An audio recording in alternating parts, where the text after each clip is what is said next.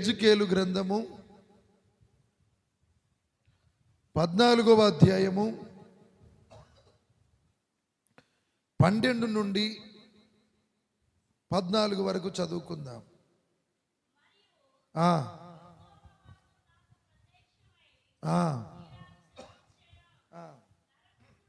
నరపుత్రుడా,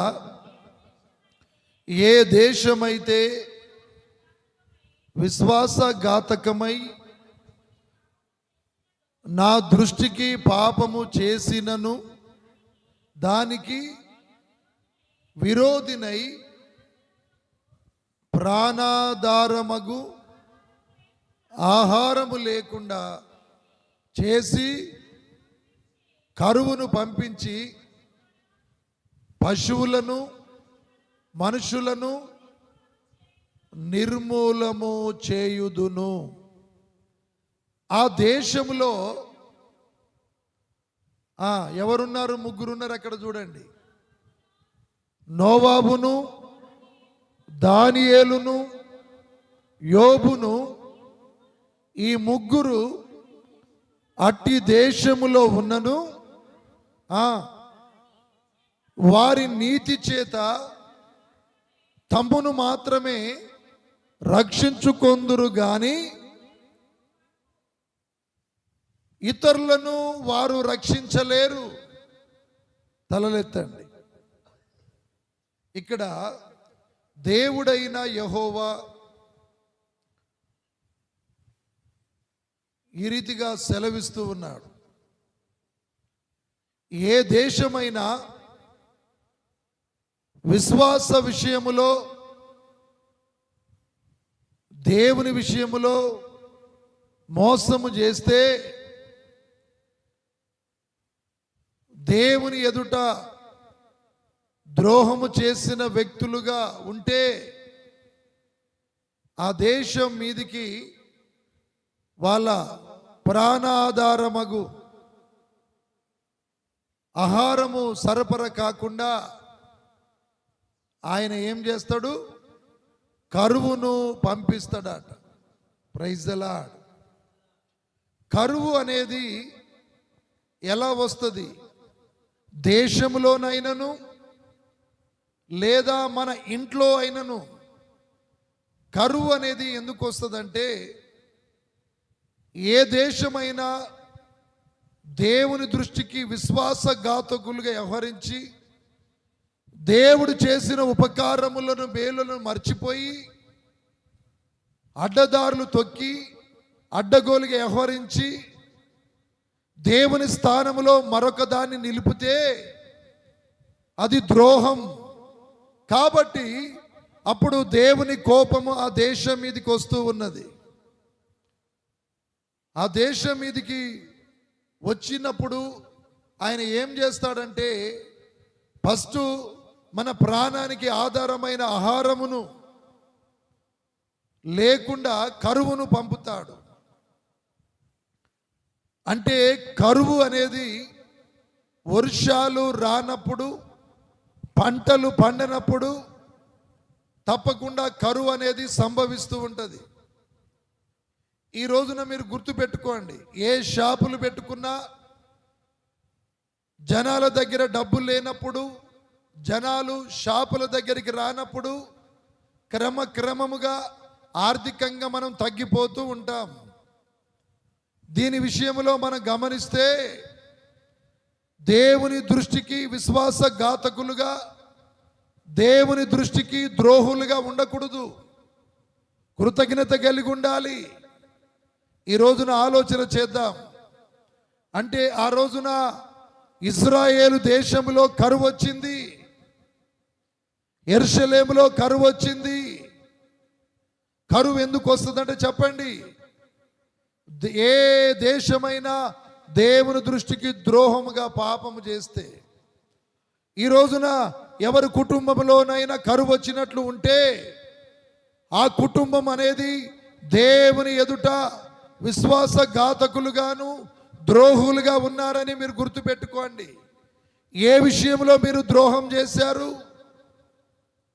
ఏ విషయంలో మీరు విశ్వాసఘాతకులుగా మిగిలిపోయారు? దేవుడు నిన్ను రక్షించాడు. దేవుడు నిన్ను పరిశుద్ధునిగా నిన్ను మార్చాడు. అపవిత్రమైనది నువ్వు ఆశించినా పట్టుకున్నా నువ్వు విశ్వాసఘాతకురాలివి, విశ్వాసఘాతకునివి. నువ్వు ఎలా ఉండాలనుకున్నాడు అనుకున్నావు? ఆయన తనలాగుండాలనుకున్నాడు. తనకున్న ఘనత నీకివ్వాలనుకున్నాడు. కానీ ఈ రోజున నేను అనుకున్నది ఒకటి, నువ్వు చేసేది ఇంకొకటి. ఏ ఆశతో చేస్తున్నావది? ఏ విషయంలో సుఖపడాలని చేస్తున్నావది? ఆలోచన చేయి ఒక్కసారి. ఆయన ప్రాణాధారమగు ఆహారము రాకుండా ఆయన నిలిపివేసి కరువును పంపి పశువులను మనుషులను నశింపజేస్తాడని రాయబడినది. గమనించండి ప్రియమైన దేవుని బిడ్డలారా, ఏ దేశమైనా దేవునికి ద్రోహం చేయకూడదు. ఈ రోజున ఏ కుటుంబమైనా దేవునికి ద్రోహముగా ఉండకూడదు. విశ్వాసఘాతకులుగా ఉంటే దేవుడు మొట్టమొదటిగా ఫస్ట్ ఆహారము లేకుండా పంపుతాడని, ఆహారము లేకుండా చేస్తాడని వాక్యములో రాయబడి ఉన్నది. రూతు గ్రంథములో మనం చూసుకున్నట్లయితే 1వ అధ్యాయం 1వ వచనములో అక్కడ న్యాయాధిపతుల కాలములో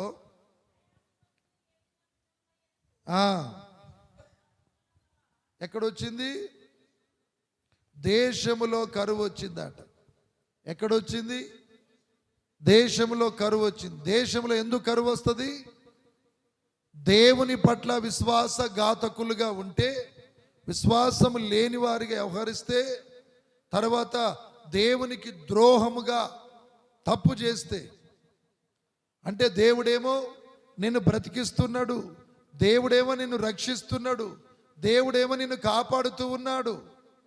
మాంత్రికుల నుండి, సైతాను నుండి, వారి తంత్రోపాయములట నుండి, ఈ లోక పాపపు వ్యసనములో నుండి, ఈ లోక తాగుడు నుండి నిన్ను కాపాడుతుంటే, నువ్వేమో కాపాడబడిన తర్వాత కొన్నాళ్ళైన తర్వాత నీ తండ్రి అయిన దేవుణ్ణి నువ్వు లెక్క చేయకుండా, ఉపదేశమును నిరాకరించి, ఆజ్ఞను అతిక్రమించి ఈ లోకపరమైన వాటిని ఆశిస్తూ సేవిస్తూ ఉన్నావు.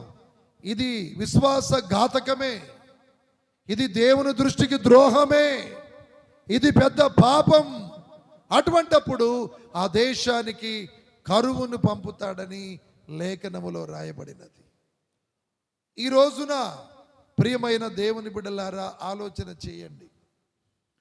ఆ రోజున న్యాయాధిపతులు వేలుతున్న కాలములో ఇజ్రాయెల్ దేశంలో గొప్ప కరువు వచ్చింది.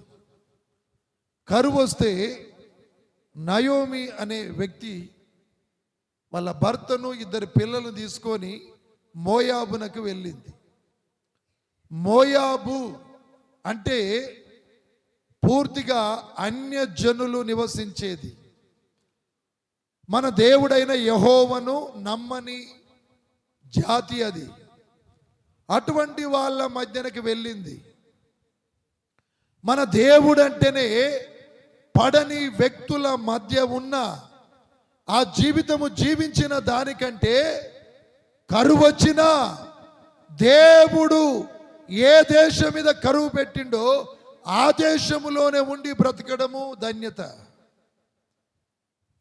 ఎందుకు అవసరం అంటవా?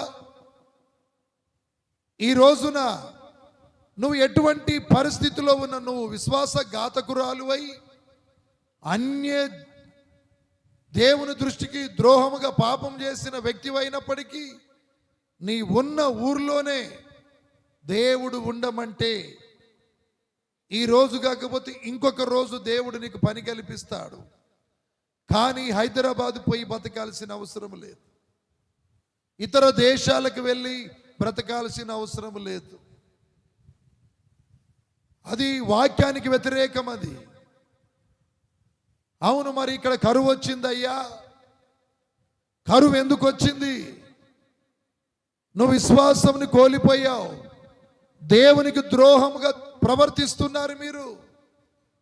దేవుడు అందుకనే మీ ప్రాణాధారమగు ఆహారము సరఫరా కాకుండా కరువును పంపాడు. మనుషుల్లో నశించిపోతారు, పశువులలో కూడా నశించిపోతారు. పశువులకు గడ్డి ఉండదు, మీకు ఆహారం ఉండదు, ధాన్యం ఉండదు. అది నువ్వు గ్రహించాలి. కరువు వచ్చిన వాడు కుటుంబమైనా, దేశమైనా, రాష్ట్రమైనా దాన్ని గుర్తించినప్పుడే ఆ వ్యక్తి దేవుని ఎదుట సరిగా ఉన్నాడని అర్థం. ఈ రోజున మనకు కలిగిన నష్టాలలో దానికి కారణం ఏమిటో గుర్తించాలి మనం. ఈ నయోమి గుర్తించకుండా తొందరపడి తన భర్తను, 2 కొడుకులను తీసుకొని మోయాబునకు వెళ్ళింది. మోయాబు అంటే దేవుడు కాళ్ళు కడుక్కునే పల్లెం. ఆమె వెళ్ళింది ఇజ్రాయెల్లో ఉన్న యెరూషలేములో నుంచి వెళ్ళింది. యెరూషలేము అంటే రొట్టెల గల ఇల్లు. రొట్టెల గల ఇల్లు, అది మహారాజు యొక్క పట్టణం. ఆ ఇంటిలో నువ్వు నమ్మకస్తురాలుగా ఉంటే నీకు కరువే ఉండదు.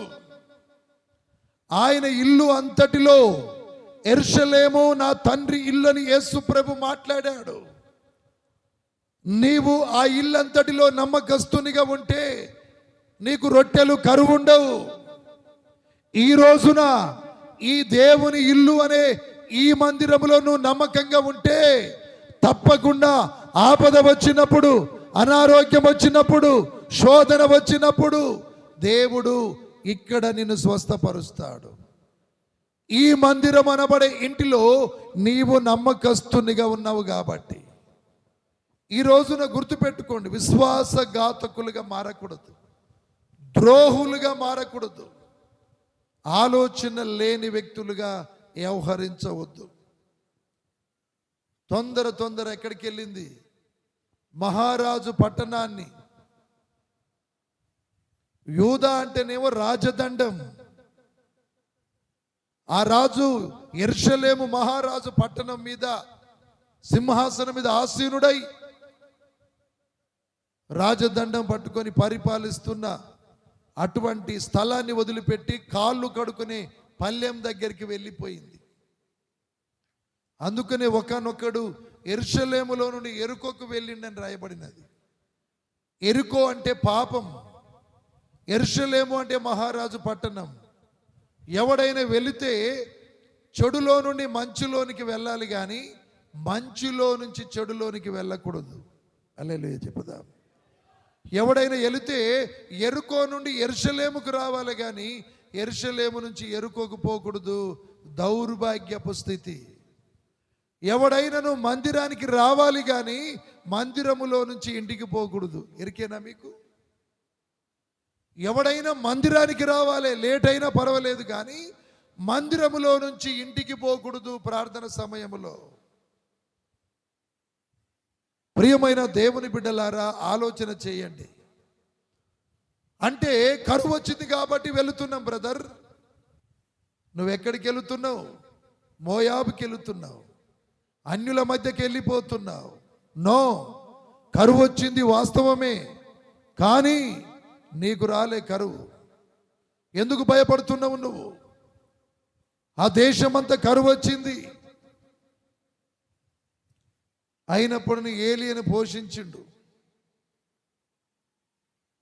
అక్కడ కొంతకాలం పోషించిన తర్వాత ఆ వాగులో నీళ్లు ఎండిపోయినాయి.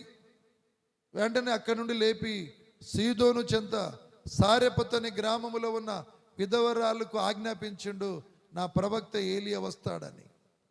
నువ్వు అడగాల్సిన అవసరం లేదు, నువ్వు కరెక్ట్గా ఉండాలే కానీ దేవుడు నిన్ను ఎక్కడి నుండి ఎక్కడికి మార్చాలో, నీకు ఆహారం ఎలా సరఫరా చేయాలో, నిన్ను ఎలా బ్రతికించాలో అన్నీ దేవునికి తెలుసు.